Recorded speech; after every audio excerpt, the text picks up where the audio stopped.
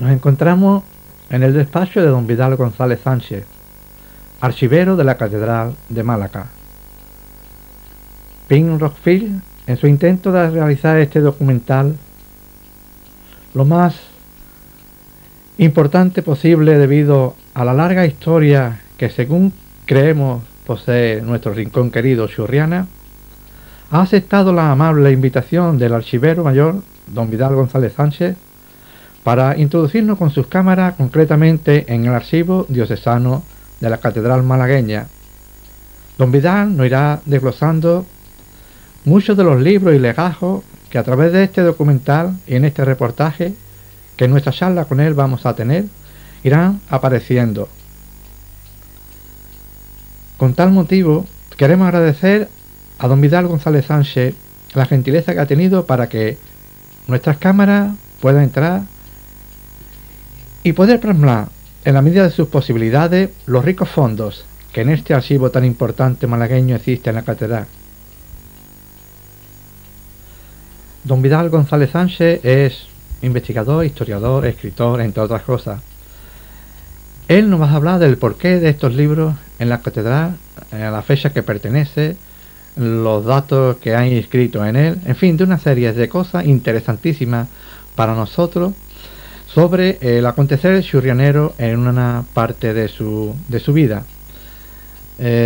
Vidal, una vez más las gracias por tu buena acogida y estos son tus micrófonos. Gracias, Cristóbal. Me acabas de preguntar varias preguntas a las que yo quisiera contestarte con la mayor precisión posible y con el mayor rigor. En primer lugar, quieres saber el por qué unos libros parroquiales de la villa de Churriana se hallan ubicados en el archivo de la catedral, no en el archivo de la catedral, sino en la catedral dentro del archivo diocesano, porque allí hay dos archivos, el catedralicio con documentación de la catedral y el diocesano con documentación de las parroquias. En el diocesano están los libros de Churriana, junto con los de otras parroquias del obispado. ¿Por qué están allí? Pues evidentemente que los libros de cada parroquia son propios de esa parroquia. La parroquia es una entidad jurídica que tiene posesión sobre sus enseres y sus libros. Pero mediante un acuerdo del Estado español con la Comisión, con la Conferencia Episcopal Española y concretamente mediante otro acuerdo de la Junta de Andalucía con el Episcopado andaluz, los libros de las parroquias deben integrarse para su mejor conservación y más fácil consulta en los archivos históricos diocesanos. Por eso los libros de todas las parroquias del Obispado de Málaga, allí donde hay libros, porque muchas de ellas perecieron por diversas circunstancias, están todos ubicados e integrados en el archivo diocesano, que está situado en la catedral.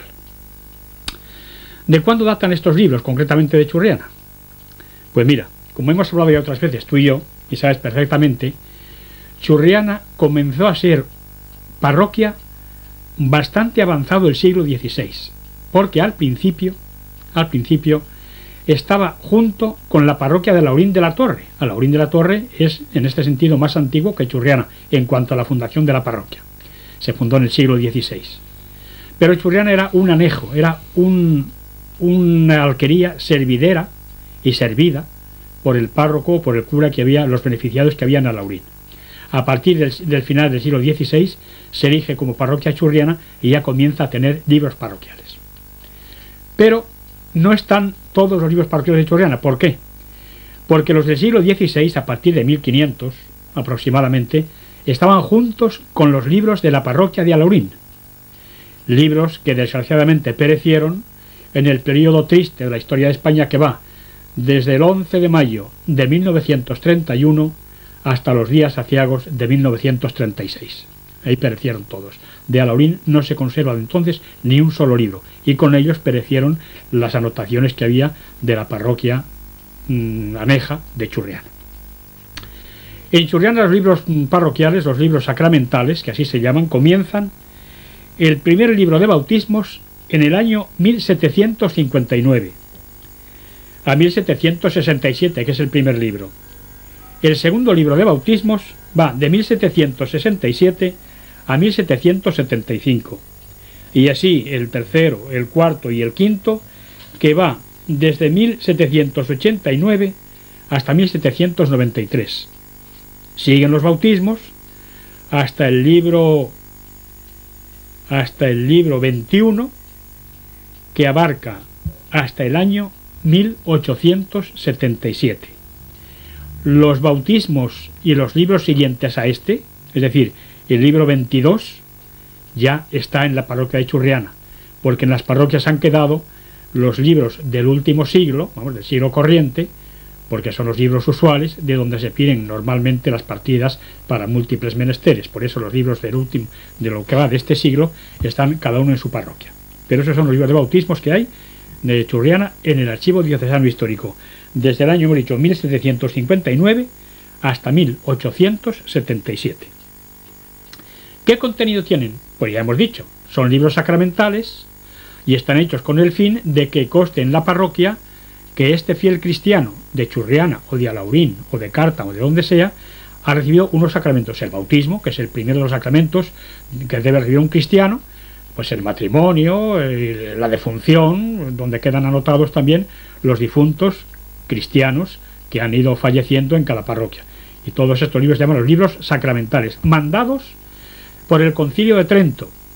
En la última sesión del Concilio de Trento, en el año 1564, se manda que en todas las parroquias se lleven libros, por lo menos de bautizados y de matrimonios también. Después, juntamente, los de difuntos, que era también un libro muy importante. Sin embargo, en España, y concretamente en las parroquias de Churriana y en Alhaurín, había libros anteriores al Concilio de Trento, porque en España los libros sacramentales se llevaron bastante antes del Concilio de Trento. En eso llevamos la iniciativa y en eso España jugó un partido muy importante en el Concilio de Trento, porque impuso su criterio, o por lo menos manifestó su criterio conveniente, de establecer y fundar y abrir libros sacramentales en cada parroquia del orden cristiano del mundo entero. Hemos dicho ya de los bautismos. Hay libros también de matrimonios que en Churriana arrancan desde el año 1759 hasta el año 1898, que está en el archivo. Los siguientes a ese, que es el libro que va hasta el 1898, es el libro noveno. Pues el libro décimo de matrimonios ya está aquí en la parroquia. Se puede consultar aquí en la parroquia. Ahí están recogidos en estos libros todos los matrimonios que ha habido en la villa de Churriana, con todas sus anotaciones, con dispensas de parentesco, dispensas de afinidad, de consanguinidad, de lo que sea, que son cosas muy interesantes y a veces nos dan datos muy bonitos sobre las familias de Churriana.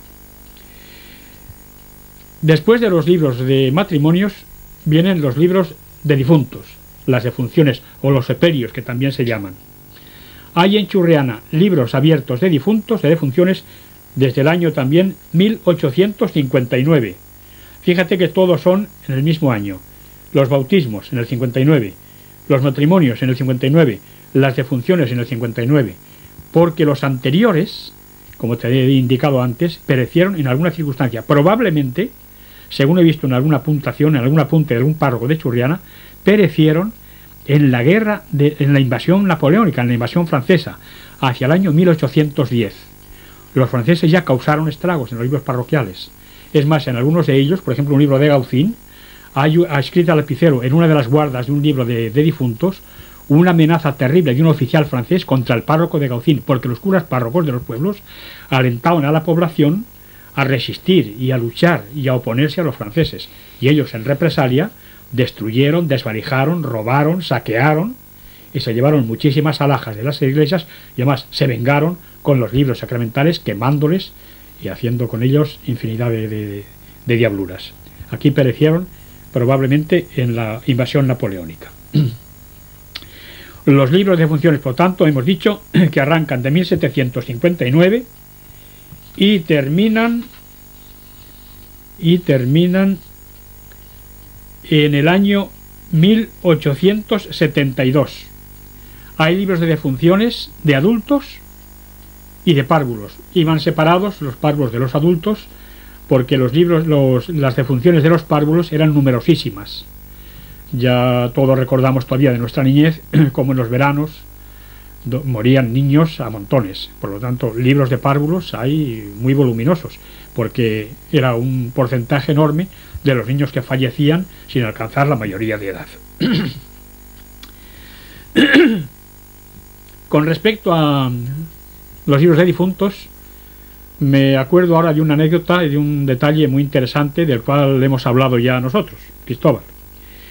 Y es que en el año 1841 hay una anotación famosísima con respecto a las defunciones en Churriana, que es la siguiente.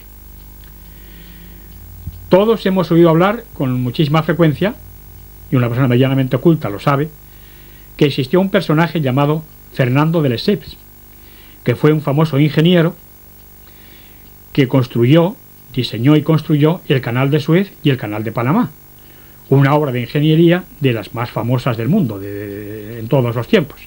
Bueno, eso lo sabe todo el mundo, pero muy pocas personas saben que el ingeniero Fernando de Lesseps fue vecino de Málaga, vecino de Churriana, donde tenía posesiones él y su familia. Pues bien, en el año 1841, Fernando de Lesseps era cónsul de Francia residente en Churriana. La finca que esta familia y Fernando de Lesseps poseía en Churriana iba a ser enajenada, iba a ser vendida. Creo que era la finca llamada Coliché. Exactamente no sé, pero creo que es esa finca. En alguna parte consta y tengo que volverlo a mirar para cerciorarme de que ciertamente era esa finca, la finca de Coliché. Era de estos señores. En esa finca tenían un oratorio. En el año 1823 había muerto la abuela y algún familiar más de Fernando de Lesseps. Como en 1841 iban a vender esa finca, Fernando de Lesseps tenía enterrados en el oratorio de esa finca familiar a todos estos antepasados suyos. Había un panteón familiar en esa finca, en la capilla, en el oratorio. Como van a vender la finca, quieren exhumar los restos de sus difuntos y pasarlos a otro lugar. Concretamente los llevaron a la iglesia del Sagrario, a la bóveda, a la crípta de la iglesia del Sagrario de Málaga. Y entonces Fernando de Lesseps hace una instancia, primero al alcalde de Málaga y después al provisor del obispado, para que le dejen exhumar esos restos y trasladarles y ser enterrados en la iglesia del Sagrario.